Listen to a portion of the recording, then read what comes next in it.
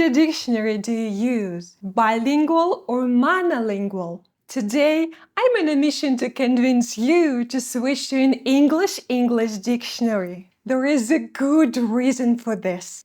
And I'm also gonna share a few tips to help you stop translating from your native language into English. Hey, my fellow English learner! When I was 10, I had a couple of English classes a week at school, as a lot of kids do. We studied grammar and mostly read by translating things from English into Russian. We didn't use any dictionaries besides the ones that we had at the end of our textbooks. One day, I was sick and stuck at home, and to cheer me up, my mother bought me an English-Russian dictionary. I grew out of it only when I started delving into native English content as an adult. And when I became an adult, it wasn't the 90s anymore. I got access to the internet and to a bunch of dictionaries, like the Cambridge Learner's Dictionary. My life and English has never been the same ever since. I'm telling you all of this so that you could understand that most of us have this similar journey. We start learning English by translating things from English into our native languages. And we continue translating until we reach a pre-intermediate or intermediate level, at least. Let's go over some advantages of using translation. I'm gonna use this book for English teachers as a reference. First of all, we need to start somewhere. We're building our knowledge of English on the existing foundation of knowing at least one other language, our native language. And it's an important resource we shouldn't ignore. Then, because languages have some things in common, we can look for and note these similarities and differences to learn and understand English more effectively. Also, translation is fast, and it's a big plus. You can get the meaning of the word in seconds. On the other hand, translation makes us dependent on our native languages, which can seriously slow down our learning.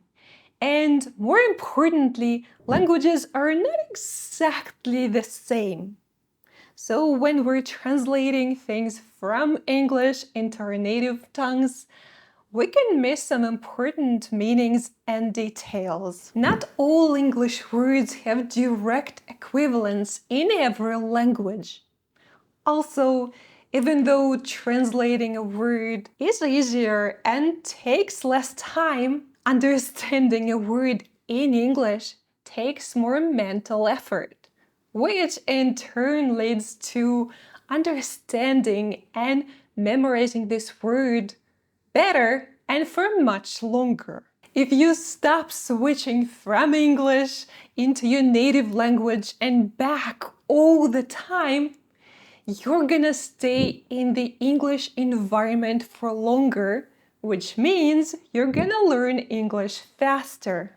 And your vocabulary will get a serious boost because you're reading the meanings of words and example sentences in English all the time. And imagine how much faster and more fluent you can speak and write in English if you don't have to use your native language like as a bridge all the time. And do you know who else agrees with me? Science. In 2020, a meta-analysis was published about the effects of dictionary use on second language vocabulary acquisition. This means that researchers took a lot of different academic works on this topic and analyzed them. They came to an interesting conclusion that is important for us. As monolingual dictionary use tends to produce larger effect sizes than bilingual dictionary use, learners may give top priority to monolingual dictionaries in the learning process. In other words, if you use an English dictionary, you're gonna learn vocabulary more effectively. If you're finding this video useful so far, click the like button to help this channel reach more fellow English learners. Now, I hope you get that maybe you should try transitioning from translation to learning English through English.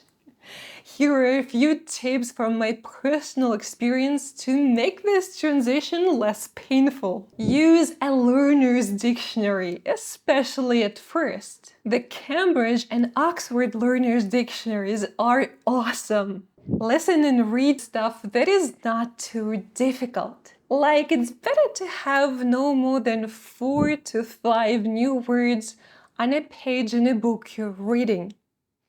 And work on your skill of guessing the meaning of new words from context, because in this way you can use the dictionary less often. Read and listen to something enjoyable so that you can concentrate on the content instead of worrying about new vocabulary.